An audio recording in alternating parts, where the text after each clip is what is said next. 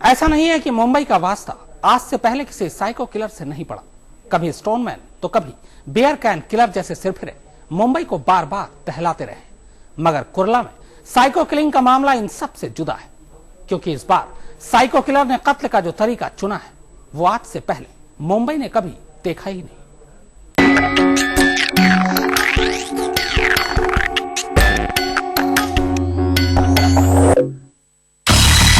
9 फरवरी 2010 मुंबई का कुर्ला इलाका।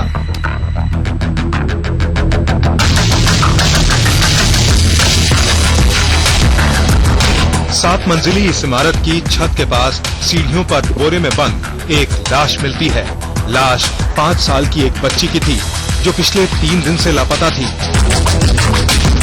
पोस्टमार्टम से मालूम हुआ कि बच्ची के साथ बलात्कार किया गया है, जिसके बाद उसका सिर दीवार से टकराकर उसे बेहोश किया गया और फिर गला घोंटकर उसका कत्ल कर दिया गया।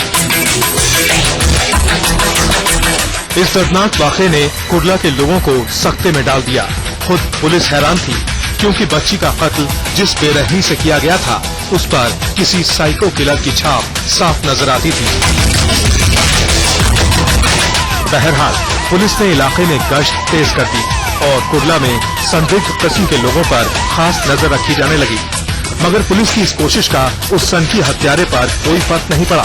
उल्टा पुलिस को ही चुनौती देते हुए उसने अपना अगला शिकार ठीक पुलिस की नाक के नीचे किया।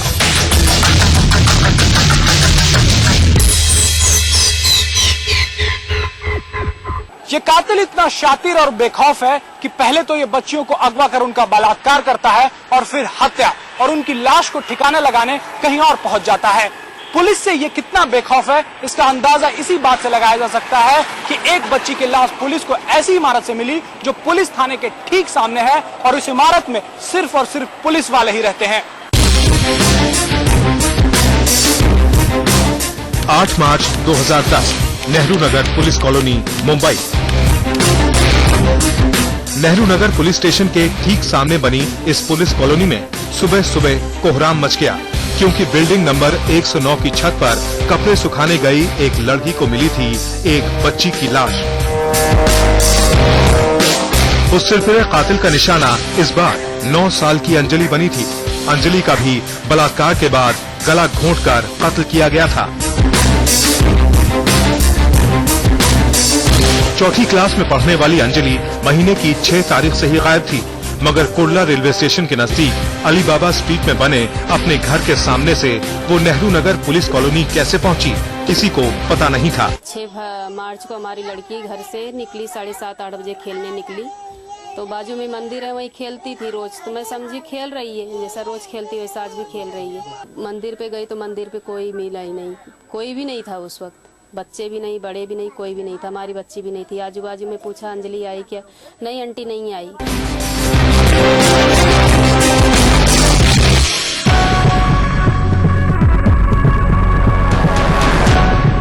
पर इस बार कातिल की चुनौती जबरदस्त थी, क्योंकि कातिल के लिए उसने जो जगह चुनी थी वो न सिर्फ पुलिस स्टेशन के नजदीक थी, बल्कि वहां बनी दर्जन भर इमारतों में सैकड़ों पुलिस वाले रहते हैं।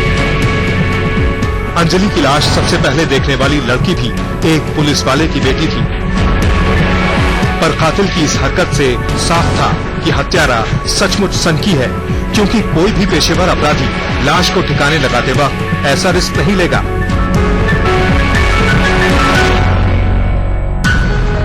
मगर कुर्ला के लोग कुछ सुनने को तैयार नहीं थे।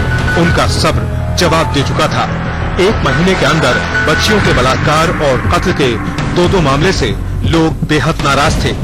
इसी को लेकर नेहरू नगर पुलिस स्टेशन के बाहर भीड़ ने खासा हंगामा किया। पुलिस डिपार्टमेंट एकदम से चौकन्ना हो गया। डिप्टी कमिश्नर की अगुवाई में एक खास टीम तैयार की गई। जगह जगह सीसीटीवी कैमरे लगवा दिए गए और कुर्ला के चप्पे चप्पे पर इस साइको किलर की तलाश तेज कर दी गई।